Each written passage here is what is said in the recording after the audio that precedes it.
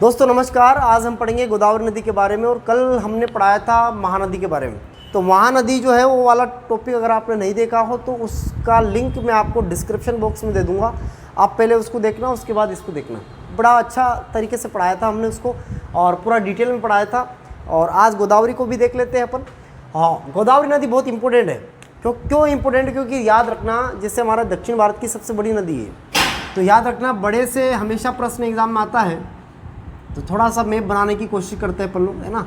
दक्षिण भारत की जो हमारा प्रायद्वीप भारत है उसका मैप बना लो आप पहले तो अच्छे से, है ना।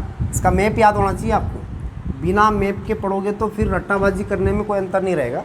इसलिए थोड़ा सा मैप से पढ़ने का प्रयास करो। जैसा भी बने मैप, जरूरी नहीं कि वो अच्छा बने, है ना, जैसा भी बने। देखो यहाँ पर दोस्तों, आपको जानते होंगे आप सभी लोग कि यहाँ महाराष्ट्र पड़ता है और महाराष्ट्र में एक जगह पड़ती है, नासिक में ही पड़ती है, त्र्यंबकेश्वर जो जगह पड़ती है, बड़ी फेमस जगह है दोस्तों, याद रखना। त्र्यंबकेश्वर बहुत अच्छी जगह है, कभी आप कोई गया हो तो बहुत अच्छी जगह है ये त्र्यंबकेश्वर की पहाड़ियों से एक नदी निकलती है और ये नदी है दोस्तों, ये जाती है इधर, ये जा रही है और ऐसे ऐसे जाती है नदी और चली जाती कहाँ पर? बंगाल की खाड़ी में।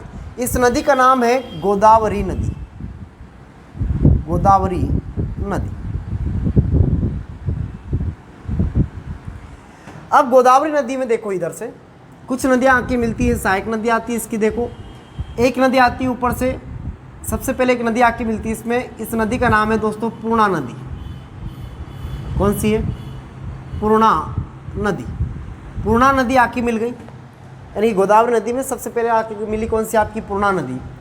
इधर आपका पड़ता है मध्य प्रदेश यानी कि एमपी, और एमपी से कुछ नदियाँ आती है इधर से।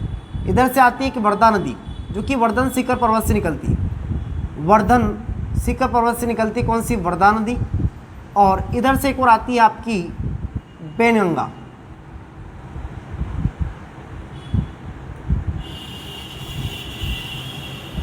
बेनगंगा को भैया भैया दीदी बोलते हैं, है ना। तो इसका दीदी नाम भी है बेनगंगा का, याद रखना। अब दोस्तों यहाँ जब मिल जाती है, महाराष्ट्र में मिलती है और महाराष्ट्र में जब मिल जाती है तो वहीं से इसका नाम पड़ जाता है प्राणहिता। प्राणहिता यानी कि अब इस नदी का नाम पड़ गया क्या? प्राणहिता नदी। ये नदी आगे आ रही है इधर से। इसी महाराष्ट्र में इधर से एक नदी आती है, इस नदी का नाम है पेनगंगा नदी।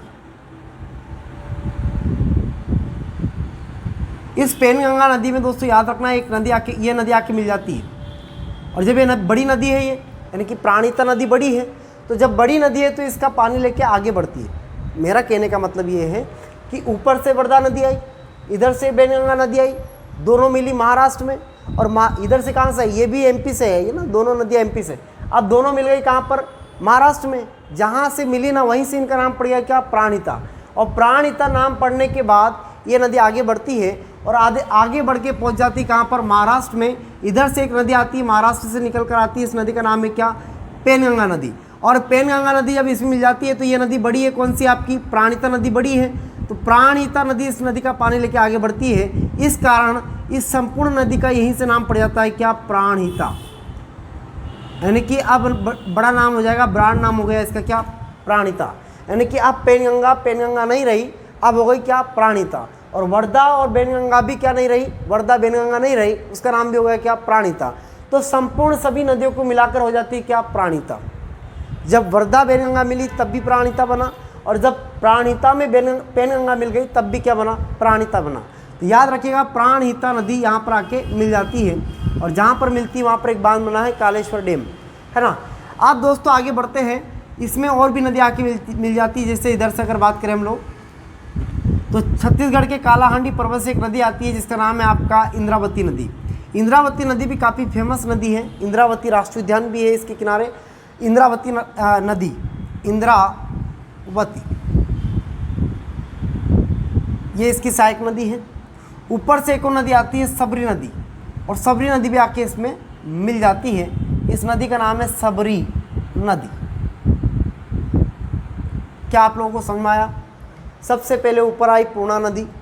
पूर्णा नदी के बाद में ध्यान देना, इधर से वर्धा नदी, इधर से बेनगंगा। जहाँ वर्धा और बेनगंगा मिली उस स्थान पे वहीं से इसका नाम पड़ गया क्या? प्राणहिता। और प्राणहिता नदी अब आगे बढ़ी तो इधर से कौन सी आके मिल गई? इसमें पेनगंगा मिल गई, और जब पेनगंगा इसमें मिल गई तो पेनगंगा का नाम भी और संपूर्ण नदी का नाम क्या हो गया, प्राणहिता हो गया। सो हम कह सकते हैं कि जब अब गोदावरी माँ की मिली तो उसका नाम हो गया क्या, प्राणहिता। अब इधर से ध्यान देना, ये तो थी इधर की नदी यानी कि बाई तरफ की। अब ध्यान देना दोस्तों, दाई तरफ की नदियों को देखते हैं अपन, है ना। चलो अब देखते हैं, ये हो गया अपना क्या, इधर से एक नदी आती है इधर से, और ये आके मिल जाती है इसमें ना। इस नदी का नाम है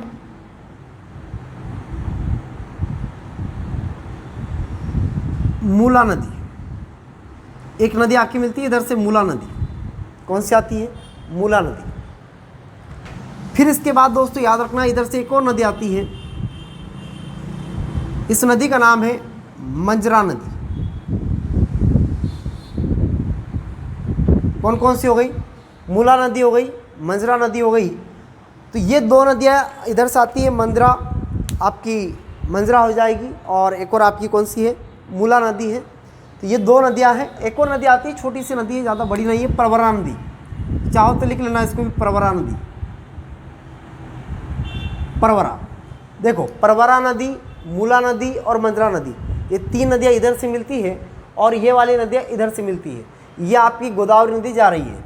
अब मंजरा जो नदी है ना, ये मंजरा नदी में याद रखना, जो निज़ाम सागर बना हुआ है हैदराबाद का, वो निज़ाम जो सागर है वो इसी नदी पर है। कौन सी नदी पर, मंजरा नदी पर। निज़ाम सागर स्थित है यहाँ पर, निज़ाम सागर हैदराबाद में पड़ता है, तो निज़ाम सागर यहाँ पर है, इस मंजरा नदी पर, याद रखना आप लोग, है ना। चलिए, तो मंजरा किसकी सहायक हो जाएगी, गोदावरी नदी की सहायक हो जाएगी। तो ये आपको याद रखना है कि प्रवरा, मूला और मंजरा, ये तीनों इधर से मिलती है, उधर से पूर्णा मिलती है, वर्धा और बैनगंगा मिल जाती है। दोनों मिल जाने के बाद आपका प्राणहिता नाम पड़ जाता है, और प्राणहिता जब नाम पड़ जाता है तो इधर से पेनगंगा नदी आती है, वो भी मिल जाती है, तो उसका नाम भी प्राणहिता पड़ जाता है। और जहाँ पर मिलती है उस स्थान पर एक डैम बना है, कालेश्वर डैम, और ये इस नदी का पानी लेके आगे बढ़ती है, गोदावरी नदी।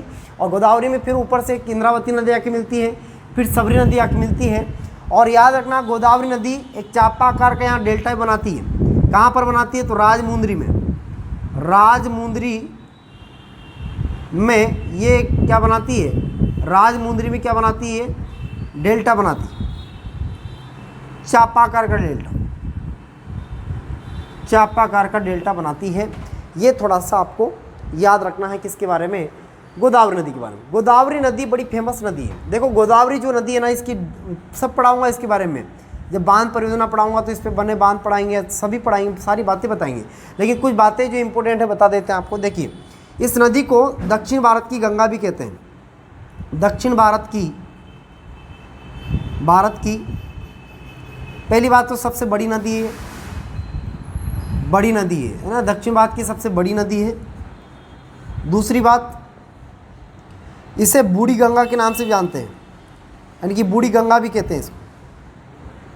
इस नदी को बूढ़ी गंगा भी कहते हैं, दक्षिण भारत की गंगा भी कहते हैं। और याद रखना, दक्षिण की गंगा वैसे कावेरी को भी कहते हैं, लेकिन दक्षिण की सबसे बड़ी नदी कौन सी हो जाएगी आपकी, गोदावरी नदी। और दक्षिण की बूढ़ी गंगा किसे कहते हैं, तो याद रखना गोदावरी नदी। याद रखिएगा दोस्तों, इसकी लंबाई आप सभी को पता होगा, लंबाई इसकी लगभग 1465 किलोमीटर है इसकी लंबाई। हालांकि लंबाई और अलग से बता देंगे आपको। और इसके किनारे नासिक शहर बसा हुआ है। नासिक जो शहर है ना, वो इसी के किनारे है। नासिक शहर इसी नदी किनारे है, गोदावरी नदी के किनारे। क्या आप बात समझ में आ गई यहाँ तक, कोई समस्या किसी को? अब ये किन किन राज्यों में बहती है ये थोड़ा सा हम देख लेते हैं दोस्तों। देखिए, सबसे पहले ये नदी महाराष्ट्र से चलती है। कहाँ से चलती है, महाराष्ट्र से चलती है। अब महाराष्ट्र में आपको बताया कि मैंने हैदराबाद में निजाम सागर पड़ता है, तो ये नदी कहाँ जाती है, तेलंगाना में भी जाती है। और ये नदी राजमुंदरी आंध्र प्रदेश में पड़ता है, तो ये नदी कहाँ जाती है, आंध्र प्रदेश में भी जाती है। तो ये नदी महाराष्ट्र, तेलंगाना और आंध्र प्रदेश, इन 3 राज्यों में बहती हुई जाती है। ये थोड़ा सा आपको याद रखना है, ठीक है दोस्तों। लेकिन अगर बेसिन की बात की जाएगी, कि जब भी इस नदी के बेसिन की बात होगी, बेसिन मतलब आप जानते हैं लोग क्या होता है बेसिन का मतलब? बेसिन का मतलब होता है कि जहाँ जहाँ पर इसकी सहायक नदियाँ निकल के आई है, वहाँ का पानी या वहाँ की ज़मीन बेसिन क्षेत्र में आती है। जैसे मान लो, आपको बता दें इधर से, जैसे मान लो ये नदी आई है, ऊपर से आपकी MP से वर्धा नदी आई है, पेनगंगा नदी आई, मतलब बह के तो आई ना, तो इसका बेसिन यानी कि गोदावरी का बेसिन वहाँ तक है, MP तक। तो बेसिन की अगर बात की जाएगी तो बेसिन काफ़ी बड़ा बेसिन है। इसके लगभग मान के चलिए आप, इसका जो बेसिन क्षेत्र है ना, गोदावरी बेसिन लगभग याद रखना आप 3.31 लाख वर्ग किलोमीटर है। कितना है? 3.31 लाख वर्ग किलोमीटर इसका बेसिन है दोस्तों, याद रखिए आप लोग, है ना। और बेसिन में एमपी भी आता है, इसमें काउंट होता है, फिर एमपी हो जाएगा, महाराष्ट्र हो जाएगा, तेलंगाना हो जाएगा और आंध्र प्रदेश हो जाएगा, है ना। चलिए ठीक है। तो दोस्तों ये गोदावरी नदी थी। गोदावरी नदी के बारे में और भी बहुत सारी बातें रहेंगी, तो बांध परियोजना का जब पढ़ाऊंगा तो उसमें बता दूंगा मैं आपको, ना। चलिए, ये उद्गम स्थल और इनकी सहायक नदियाँ हैं। चलो एक बार और बता देते हैं फटाफट। देखो, त्र्यंबकेश्वर के महाबलेश्वर से त्र्यंबकेश्वर से एक नदी निकलती है आपकी, कौन सी? गोदावरी नदी। और गोदावरी नदी किनारे नासिक शहर बसा हुआ है। ऊपर से पूर्णा नदी आती है। पूर्णा के बाद मध्य प्रदेश से वर्धा, और इधर से एक साइड से बेनगंगा आती है। बेनगंगा को भैया भैया दीदी भी कहते हैं। और दोनों जब मिल जाती है तो वहीं से इसका नाम प्राणिता पड़ जाता है। एक साइड इधर से एक नदी आती है, पेनगंगा नदी। जब पेनगंगा मिलती है किसमें? प्राणिता में, तब भी उसका नाम प्राणिता ही पड़ता है। और प्राणिता नदी मिल जाती है किसमें? गोदावरी में। अब गोदावरी प्राणिता का पानी लेके आगे बढ़ती है तो आगे एक नदी आती है, इंद्रावती नदी। इंद्रावती नदी छत्तीसगढ़ के कालाहांडी पर्वत से निकल के आती है। इसके किनारे इंद्रावती राष्ट्रीय उद्यान भी है, छत्तीसगढ़ का राष्ट्रीय उद्यान है। इंद्रावती नदी आती है दोस्तों, ये भी आके मिल जाती है गोदावरी में। इसके बाद आती है कौन सी? सबरी नदी। और सबरी में आके मिल जाती है किसमें? गोदावरी में। इधर से प्रवरा नदी आती है, मूला नदी आती है और मंजरा नदी आती है। मंजरा नदी में हैदराबाद में निजाम सागर बना हुआ है। और ये नदी फाइनली बे ऑफ बंगाल की तरफ चली जाती है। और बे ऑफ बंगाल से पहले राजमुंद्री नामक स्थान पर, वहाँ पर एक डेल्टा का निर्माण भी करती है। चापाकार का डेल्टा ये बनाती है। ठीक है दोस्तों, तो ये सारी बातें थी। इस नदी को दक्षिण भारत की सबसे बड़ी नदी कहते हैं। इसकी लंबाई 1465 किलोमीटर है। और इस नदी में याद रखना, इस नदी को दक्षिण भारत की बूढ़ी गंगा भी कहते हैं। ठीक है। और इसका बेसिन क्षेत्र काफ़ी बड़ा है, 3.31 लाख वर्ग किलोमीटर इसका बेसिन क्षेत्र है। ठीक है दोस्तों, नमस्कार, राम राम सभी को। समझ में आया? नहीं समझ में आया तो एक दो बार देख लेना इसको पीछे करके वीडियो को। नहीं समझ में आता तो सबसे अच्छा काम है कि वीडियो देखो ना आप, तो उसको थोड़ा पीछे करके देख लिया करो भाई। जो चीज़ समझ में नहीं आया उसको 2 बार देखो। जा क्या रहा अपना, सब तो सुविधा है, पीछे करने का है, उसमें कोई दिक्कत नहीं। आप थोड़ा सा उसको पीछे कर लो वीडियो को, है ना, तो आसानी से याद हो जाएगा। 2-3 बार देखना वीडियो को, याद हो जाएगा। ठीक है दोस्तों, नमस्कार, राम राम सभी को, नमस्कार।